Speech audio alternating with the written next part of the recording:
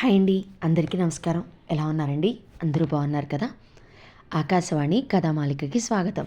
నేను మీ అర్చన. అయ్యో బాబోయ్, ఎందుకండి అంత కోపం? ఎప్పట్లానే ఈవేళ కూడా ఓ మంచి కథ.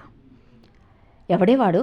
వీధిలోంచి వస్తున్న మనవరాలు సువర్ణని నిలదీసి అడిగింది వరండాలో కూర్చుని భగవద్గీత చదువుతున్న బామ్మ. ఎవడు అంటూ ఎదురు ప్రశ్న వేసింది సువర్ణ. అదేనే, నిన్ను వీధి అవతల వదిలేసిన ప్రబుద్ధుడు అంటూ రెట్టించి అడిగింది బామ్మ. నువ్వు వరండాలో కూర్చుని భగవద్గీత చదువుతున్నావా, లేక వీధిని పోయే వాళ్ళని నీ డేగ కళ్ళేసుకొని చూస్తున్నావా అంటూ అడిగింది సువర్ణ. నేను రెండూ చేయగలనే, నాకు ఆ చత్వారం కూడా లేదు. ఇంతకీ వాడెవడో చెప్పనే లేదు అంది బామ్మ. చెప్పే కదా, నేనెవరితోటి రాలేదు, అదే నన్నెవరు దిగబెట్టలేదు అంటూ విసురుగా అని లోపలికి వెళ్ళిపోయింది సువర్ణ. దీనికెంత పొగరు! అయినా దీన్నని ఏమిటి లాభం, దాని అమ్మ బాబులు నానాలి అని తనలో తానే కొనుక్కుంది బామ్మ. చదువుతున్న భగవద్గీత పక్కన పెట్టి కుర్చీలోంచి లేవడానికి ప్రయత్నిస్తూ ఒరేయ్ వెంకటీ అంటూ కొడుకుని కేకేసింది.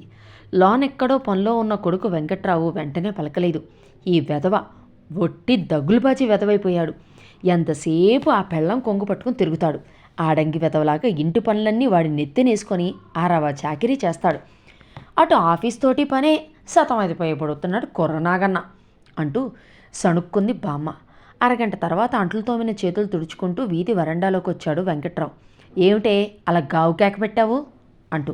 నాది గావు కేకలా ఉందిరా వెంకటి, అయినా నిన్ననే లాభం, దాన్ననాలి చొప్పనాతిది. అది నీ వెనక నిలబడి నాటకాలు ఆడుతోంది. అదన్న ప్రతి దానికి నువ్వు వెర్రి వెంగాళప్పలాగా తందానా తానా అంటూ బుర్రోపడం, కాకపోతే నీకంటూ ఓ బుద్ధేడ్చింది ఏమిటి ఎప్పుడైనా అంటూ సణిగింది బామ్మ.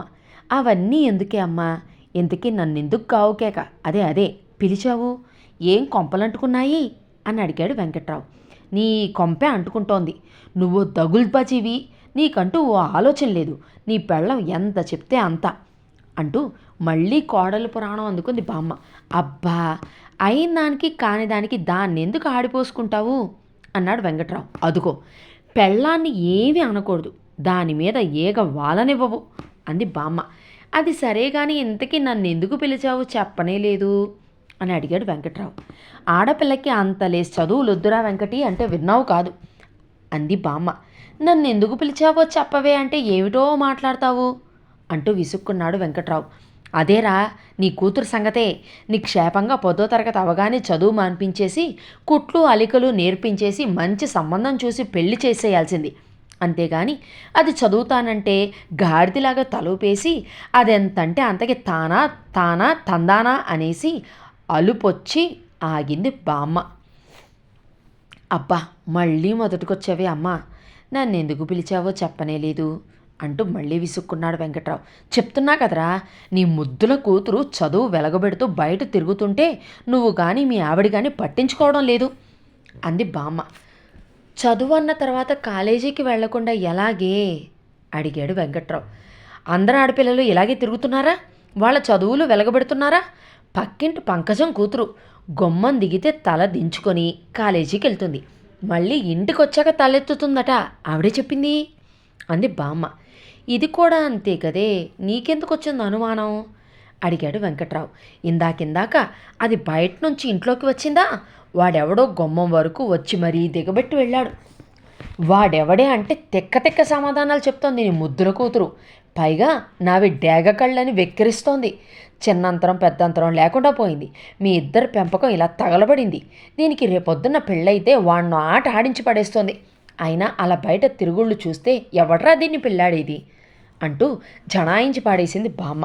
అబ్బా, నేను దాంతో మాట్లాడతానులేవే, నువ్వేం దాన్ని అడక్కో అన్నాడు వెంకట్రావు.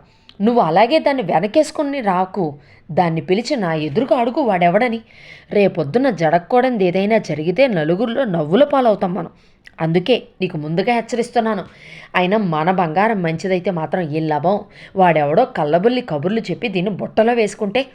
అయినా ఇదో వెర్రి బాగుల్ది, ఎవరిని పడితే వాళ్ళని నమ్మిస్తుంది.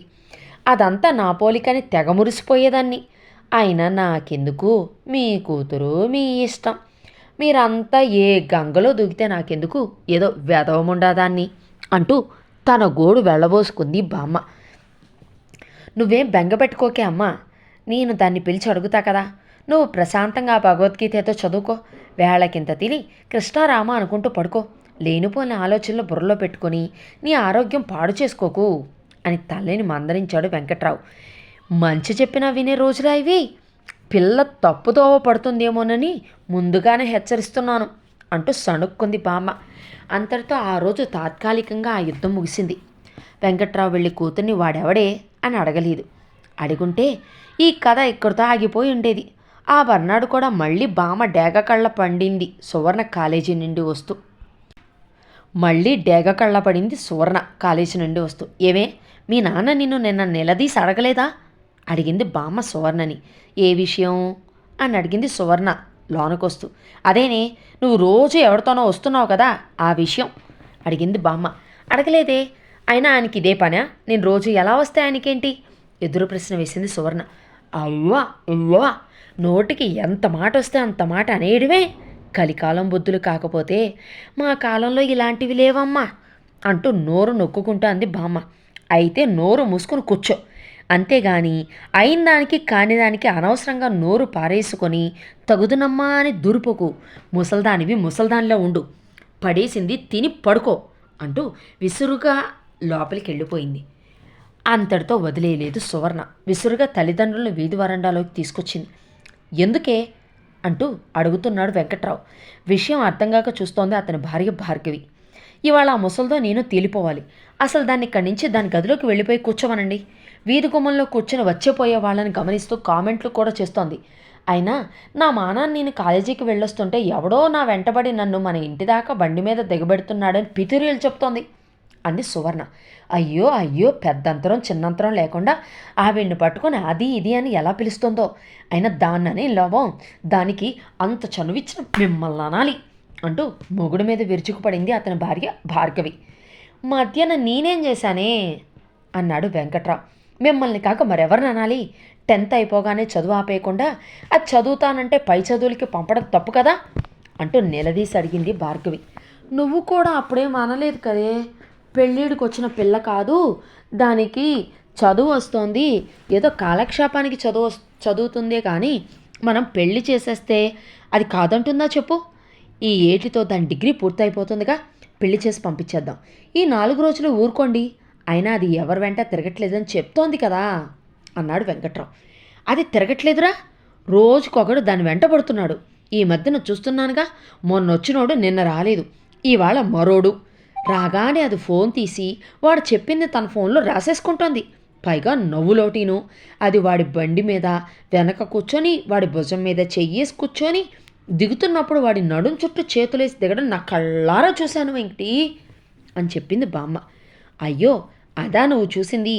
ఇంకా ఏమిటో అనుకున్నా, వాళ్ళు దాని ఫ్రెండ్స్ కాదే అమ్మా, అది రోజు అద్దెబండి మీద వస్తోంది అంటూ చెప్పాడు వెంకట్రావు. అద్దెబండి ఏమిట్రా, ఆటోన్న ట్యాక్సీనో కాకుండా మోటార్ బండి ఏమిట్రా అంటూ ఆశ్చర్యంగా అడిగింది బామ్మ. అవునే అమ్మా, ఈ మధ్యన కుర్రాళ్ళు ఉదయం చదువుకుంటూ పగలు రాత్రి బళ్ళు మీద మనుషుల్ని అద్దెకి తీసుకొస్తున్నారే, అవి కారు చౌక, ఆటోకి ట్యాక్సీకి బోలెడు పొయ్యక్కర్లేదు అని విడమర్చి చెప్పాడు. ముసల్దానికి ఎంత చెప్పినా అర్థం కాదు, ఎవరితోనో లేచిపోతున్నట్లు గావు కేకలు పెడుతోంది అంది సువర్ణ మళ్ళీ. బామ్మకి ఇలాంటివి తెలియదు కదమ్మా, నువ్వు కూడా ఓపికగా చెప్పి చూడవలసింది అని మందలించాడు వెంకట్రావు కూతుర్ని. తెలియనప్పుడు నోరు మూసుకొని కూర్చోవాలి కానీ వీధి వరండాలో కూర్చుని వచ్చేపోయే వాళ్ళ మీద అజమాయిషీ ఏమిటట అంటూ విసుక్కొంది సువర్ణ. ఆవిడికి ర్యాపిడో మోటార్ బళ్ళ గురించి తెలియదు కదమ్మా అంటూ ముగించాడు వెంకట్రావు. అదండి సంగతి. మరి మీ ఇంట్లో ఇలాంటి బామ్మలు ఎవరైనా ఉన్నారా? ఉంటే నాకు కామెంట్ చేయండి.